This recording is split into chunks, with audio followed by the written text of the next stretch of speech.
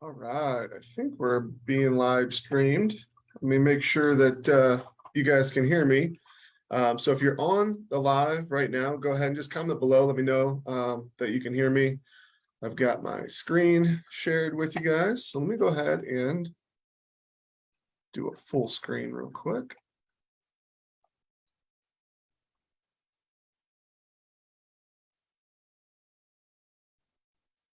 There we go. Awesome. All right. Hey, I'm so excited to have everybody here joining us today. Really excited to put together this topic for you. We did a poll a couple of weeks back and just really wanted to kind of find out some of the content that you wanted me to make for you. And this was one of the videos that you guys said that you really wanted me to make. And that was the quickest and easiest way to find motivated sellers if you're starting with a limited budget. So a lot of people get started and they don't really know where to start. They're wondering, who do I follow online? There's so much information that's taught out there. Some people are going to tell you different marketing strategies. Some people are going to tell you just different things. There's just so much information out there. So I want to share with you what's personally worked best for me in my business, as well as mentoring and helping thousands of real estate investors get their start. And the big thing that I really want you to take away from this video is that there's going to be different marketing strategies that we suggest for different people based on a couple things. One, your marketing budget. So your marketing budget is really going to dictate a lot of what kind of marketing strategies we suggest and what we recommend. And another big thing is going to be if you're a new investor or an experienced investor. And there is just so much misinformation out there. So I wanted to make this video, kind of set the record straight, show you what I think is the quickest and easiest way for you as a completely new investor or someone that is looking to do their first one or two deals or do their first deal a month consistently. This is what I would suggest for you as the quickest and easiest way to get started with your marketing budget. So the biggest thing that I see for real estate investors is their struggle is to find motivated sellers consistently. Part of that is because there's so much bad information out there for new investors. So this approach and kind of this video that we're going to talk about is mostly going to be for you as a new investor or someone that's just looking to kind of get started. So first, let's go ahead and drop a comment below. Let me know what your experience level is. That way I kind of get an idea of who we have on the call today. Let me know if you are a new investor. Let me know if you're an experienced investor. Let me know if you're looking for your first deal. And also while you do that, drop a like below. Let me know that that you guys can hear me okay, you're following along and stuff like that. So a big reason why there's so much misinformation out there is because most people suggest new investors do things like go on Zillow, look for sale by owners, go on Facebook, drive for dollars, bandit signs, and then also targeting very unmotivated lists, very generic lists, things like absentee owners, okay? So the key thing that we find from this is that most people are missing the most important part, and that is really targeting sellers that are actually motivated. So many people get caught up in just trying to throw some stuff out there to see what sticks. Like you said, Facebook, for sale by owners, targeting these lists that really aren't motivated. What happens is when you're doing these types of marketing strategies, everybody that you talk to is either not motivated or they want retail, all right? And the reason for that is because there's no motivation there. And what happens is you're gonna have to end up targeting hundreds more people than you would if you were actually targeting sellers that are truly motivated. So for example, if you have a list of people that are really motivated, maybe you have to talk to 100 people to get a deal. Maybe if you're really good, you got to talk to 50. Whereas if you're just dealing with generic types of marketing and lists where you're not finding people that are truly motivated, you may have to talk to several hundred people. So that is something that you really need to kind of consider and understand is the idea and the concept of how many people do you need to talk to find deals. And a lot of it's going to be based upon your audience and if you're targeting people that are truly motivated. So if you're following along, go ahead and drop a comment below. Say motivated sellers. That's the key, is we have to find people that are truly motivated. And that's one of the things that I'm going to share with you on how to do in this video is how to find people that are truly motivated just versus just generic lists of people that you're reaching out to. All right, perfect. So when it comes to marketing, I like to break marketing down into two sections. The first thing we talk about is what's called primary marketing strategies. Okay, so these are things that you should be actively doing on a daily basis. Secondary marketing strategies are things that can be done when you have extra time, but should never take away from your primary marketing strategies. So what are primary marketing strategies? Well, what I consider a primary marketing strategy is any marketing strategy that you can put $1 in and you get at least 2 back. All right. That is so important for you to understand.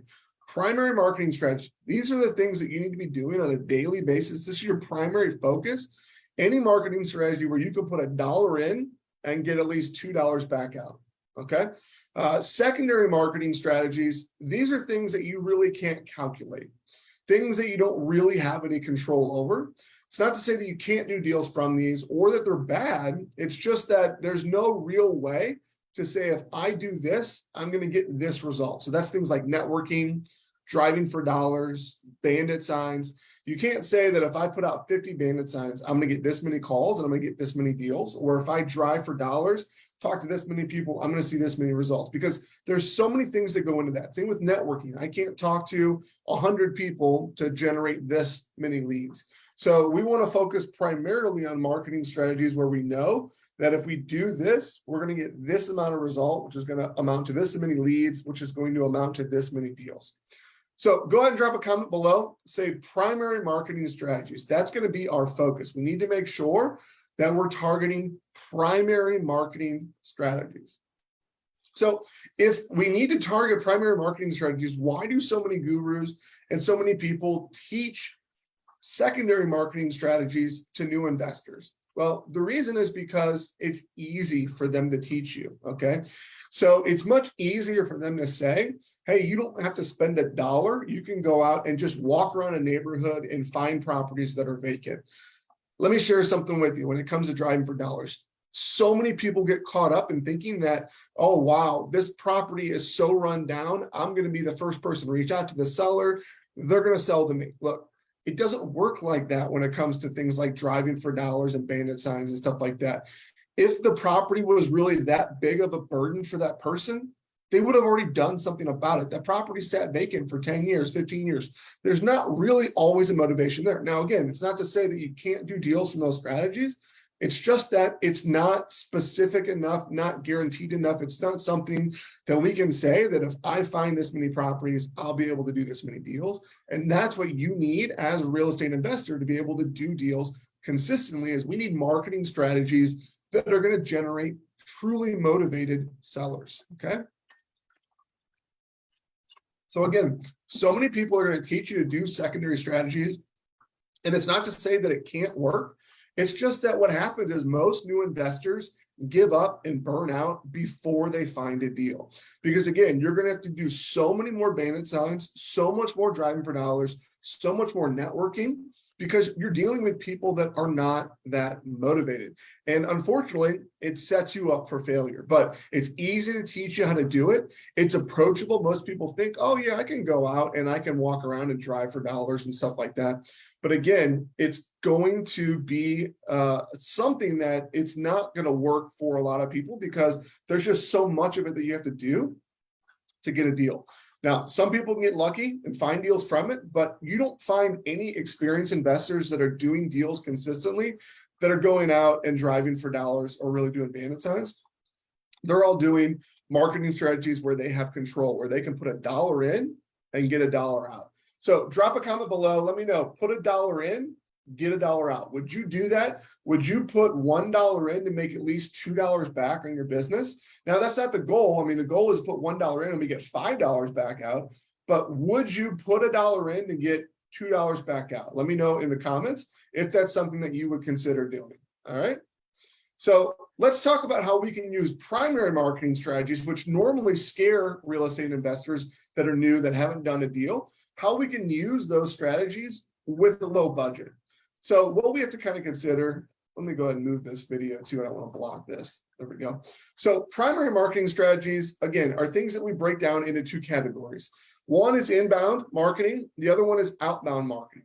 So inbound marketing strategies, these are leads that come to you.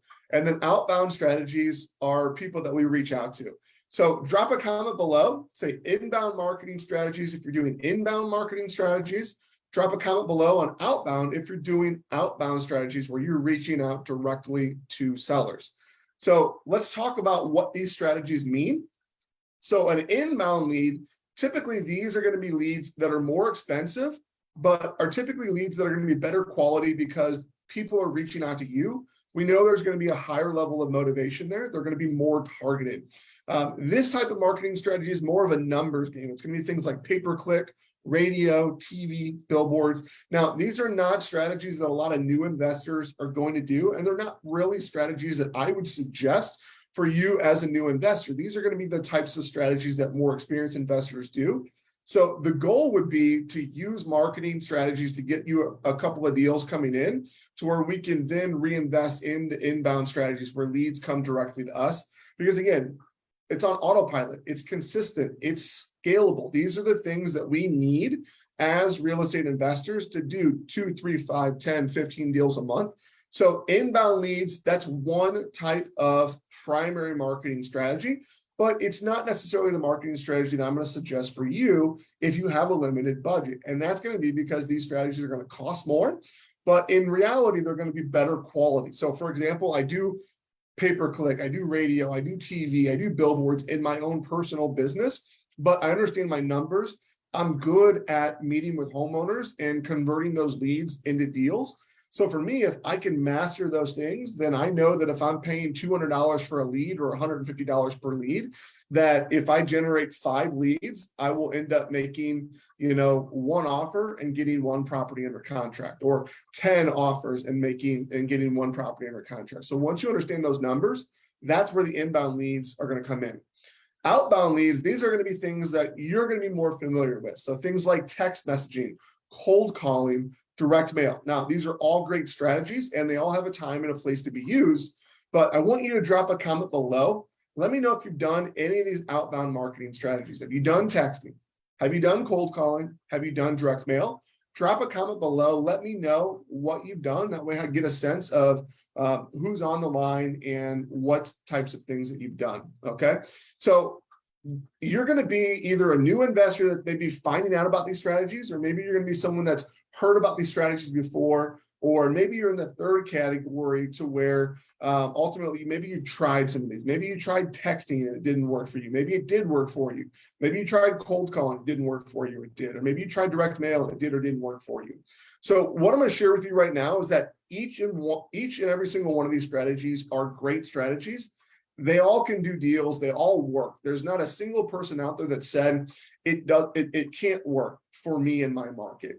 If that's the case, you did something wrong. In reality, all of these strategies are going to generate deals and they're going to generate leads for you. There's just a very specific way that you need to do them to make them work. So what strategy is going to be the best outbound marketing strategy? So I hate when people say the best. What's the best strategy that I can do? If you just gave me one strategy, what is the single best? Well, the concept of one being better than the other is completely false. Whoever tells you that is lying to you. And the reason for that is because you can do deals from each of them. What you have to consider is that each of these marketing strategies have a different cost associated with them. Okay, so for example, with texting, you're going to get a much higher contact rate. You're going to get a lot more people to reply. And that's going to give you a much lower cost. You're going to be able to reach more people through texting. That is just a fact, okay? Cold calling, you're going to reach a different segment of your list, people that maybe wouldn't respond to a text. Or maybe you're going to reach people that are older and don't have the ability to be able to text. With direct mail, you're going to reach a different segment of the list. So each and every one of those strategies is going to be important for you to do deals. So they all have their place and they're all things that you need to use. Now with texting, it's the cheapest, okay? So I like to use texting as the first line of defense. Let's say we have a list of 1,000 people. We want to text that list first because typically we're going to get a hold of about 25 to 35% of that list. So to get a hold of 250 to 350 people on that list, for the lowest cost, that is going to be the most important thing that we can consider, is generating the highest amount of leads and reaching and penetrating that list the best we can. So with texting, you're going to be looking at typically a service, unless you do this through your phone. I don't recommend doing it through your phone long term. It is something that you can kind of start with. But the cost of texting, typically what you're going to see is about 3 cents per text, unless you buy a service that includes the cost of the texting in there with you. So you have things like Lead Sherpa, you've got things like batch texting, you've also got Smarter Contact, different stuff like that. So there's going to be some costs associated with those. Those are going to be some of the lower cost marketing strategies, but we typically use texting as our first line of defense. It's the very first marketing strategy that we want to do with our list. Cold calling. So cold calling is going to be kind of middle of the road. Typically with cold calling, you're going to get a hold of maybe somewhere between about 3 to 5% of those people on that list. It's going to be a lot more cost, there's more cost related, there's more time related. So with texting, it's going to be a lot cheaper, but cold calling, typically that's the second line of defense that we use. So once we text the list, maybe we'll do a follow-up text them. If we can't reach them, we're going to cold call that list. Okay.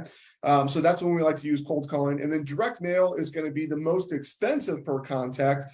Typically on the very high end, you may get a hold of 1% or 0.5% or a fraction of a percent of the people that you send to. So if you send out 1,000 pieces of direct mail, it's going to be the highest. Might cost you 30 to 50 cents per direct mail piece, and you're only going to get a hold of a very small amount of those. So what we like to do is text our list first, follow up text them, cold call them. All the people that we can't reach, we would then do a direct mail campaign. Maybe they don't have a phone. Maybe the phone got shut off. Lots of reasons why direct mail may work, but again, it has a time and a place.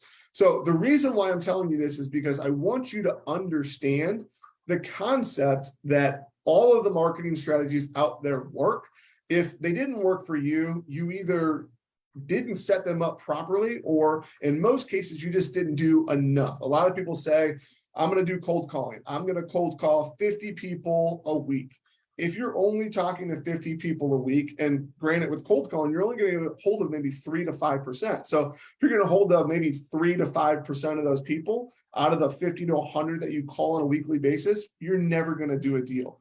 Most people don't do deals in this business because they're not doing enough marketing. They have some made up number in their head that they talk to 25, 50 people, they're going to do a deal. In most cases, even with very targeted lists, you may have to talk to 100 people to generate 2 to 5 leads, and it may take you 15 to 20 leads to put a deal together. So if you're not doing enough in a week, you're not going to do enough deals.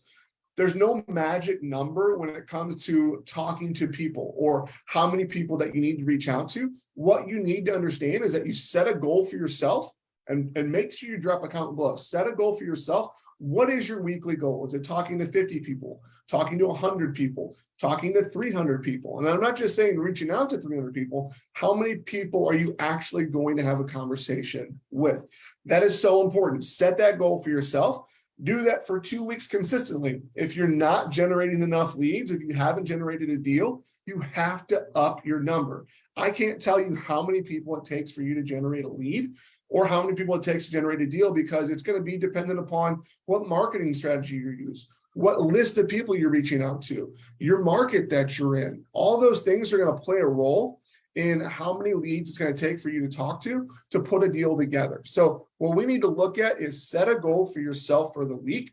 Do that once or twice. If you're not generating enough leads, or if you're not generating a deal, up that number. That is the single most important thing that you can take away from this call, is that you're likely not doing deals because you're not generating enough leads or talking to enough people. So what I want to do is share with you how you can do that on a limited budget. So let's say, for example, you're starting out with $100 a week, or let's just say $500 a month would be your limited budget. Now, you probably don't even need that much of a budget, but without that, it can be a little difficult. If you're starting out with $100 a month, $200 a month, this business can be very tough for you if you have that limited of a budget.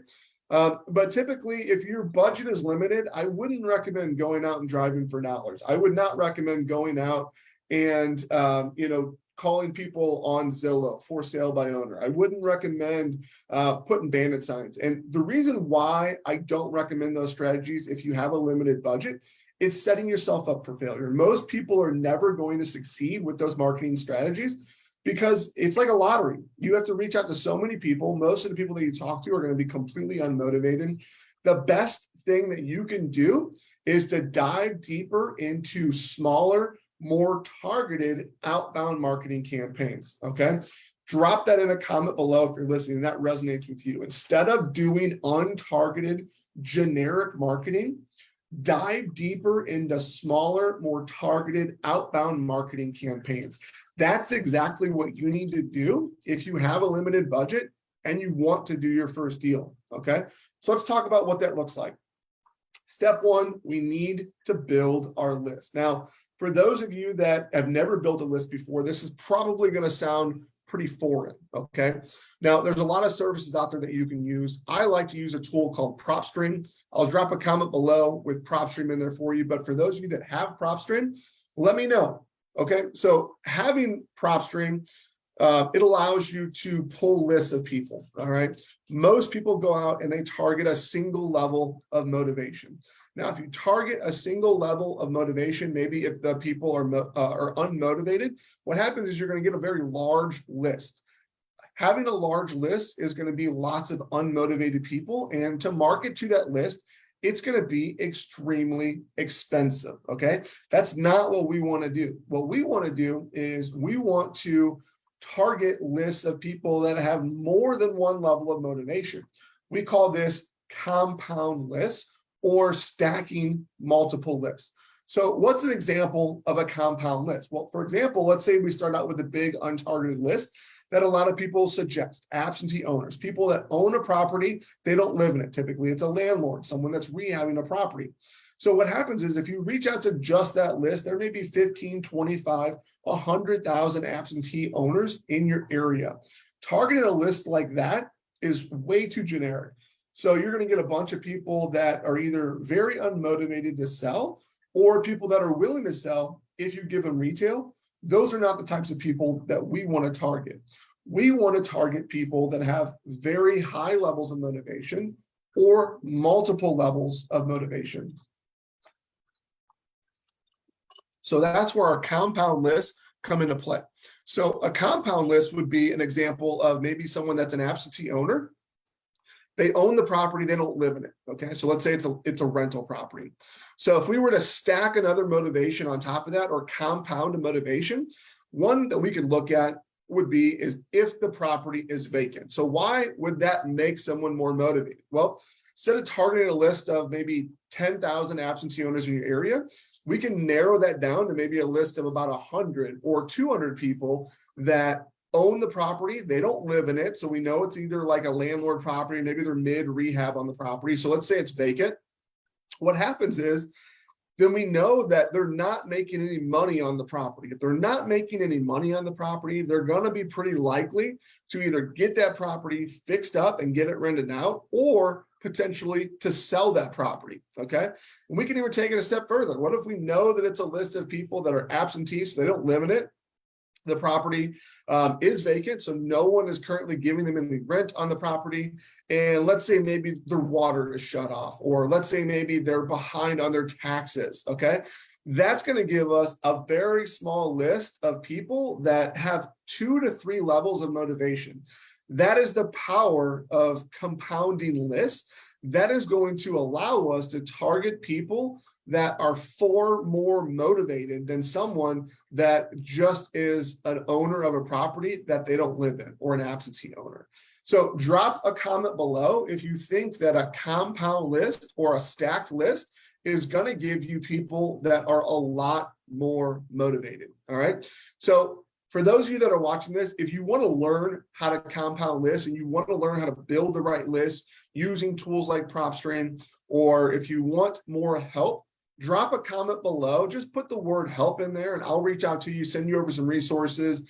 We can talk about some of the trainings that I have available, or I do work one-on-one with people, but drop a comment below if you would like to get more information. Just drop a comment, help, or something along those lines. But compound lists are going to be the best thing that you can do. So creating the list is our first step. If you want to find deals on a limited budget, put that in the comments below.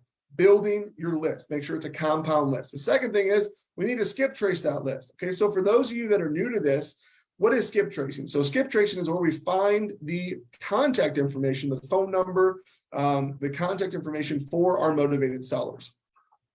You need to make sure that you're getting high quality skip tracing. So drop a comment below, skip tracing. I can send you guys some resources. You can use Smarter Contact, you can use PropStream, you can use Batch, and there's a lot of skip tracing services out there. But you need to make sure that you're using and getting high quality skip tracing data. May cost a little more upfront. You know, if you're not paying 12 to 15 cents a record, you're probably getting very low tier data. You're going to get a lot of people that just aren't the right homeowners information. So it's going to cost you a little more upfront, but it's going to give you better information. It's going to be much better than if you were getting nobody's phone number or wrong phone numbers. You're paying that money, not getting anything from it. Okay, so let's take a look at our costs so far. So step one, build our list. If you use a tool like PropStream, you get your first couple of weeks for free. So you can build your first list without anything. It's $97 a month from there. So let's say you got a $500 budget, $97 of that is going to go towards PropStream. Second thing, skip tracing. So skip tracing, you're going to be anywhere between about 12 to 15 cents a record. Put aside about 100 to $200 a month for skip tracing. That's going to give us our motivated seller leads. That's how we're going to be able to contact those motivated sellers, is through skip tracing. And then step three, that's going to be to reach out to the motivated sellers. So for a limited budget, I would recommend texting. Typically, you can start with your cell phone. It's not going to cost you anything. If you decide to use a service, you know, it's about $100 a month and about 3 cents per message. So between PropStream, between skip tracing, and between a texting service, you should be at about $500 a month or less. And that's going to give you the best chance of doing a deal, building a list, compounding that list, stacking those motivated sellers on top of each other to find a very small, very targeted list. Skip trace that list, 50 to 100 people, maybe a little bit more, depending on your market size. Find those people that are the most motivated, reach out to them through text. That's going to be the quickest and easiest way for you to do a deal on a limited budget. So go ahead and drop a comment below. Let me know if you think that's the best way to do a deal as a new person, someone that you know that if you target motivated sellers, you put $1 in for texting, you're going to get $2 out, versus going out and hoping that you find people that are motivated on Zillow or on Facebook or driving for dollars or with bandit signs. If you've tried those strategies, you know just how many people that you need to talk to. This is going to be a much, much, much better approach. This is the strategy that I use to get started. This is the strategy that I use with each and every single one of my personal coaching students, because we want to make sure that you're going to see those results instantly. So instead of waiting 3 months, 5 months, a year to do a deal, we can use this to generate motivated seller leads right now. So if you think that's helpful, give me a thumbs up, give me a heart, share this information. We want to make sure that we're helping out as many people as possible. And for those of you that liked what I taught today and want to find out more, drop a comment below, just drop in help or something like that. I'll reach out directly to you, send you over some more resources that'll help, tell you about some of the trainings that I have available. And if you want one-on-one help, that is something I offer as well. So just drop a comment and I'll reach out directly to you to talk about some ways that we can help. So thank you so much for joining us. Really appreciate it. Make sure you guys are dropping some comments, liking this information, and that's going to give me the motivation to make more of these videos for you. So again, thank you so much for joining me, and I look forward to talking to you guys all really soon.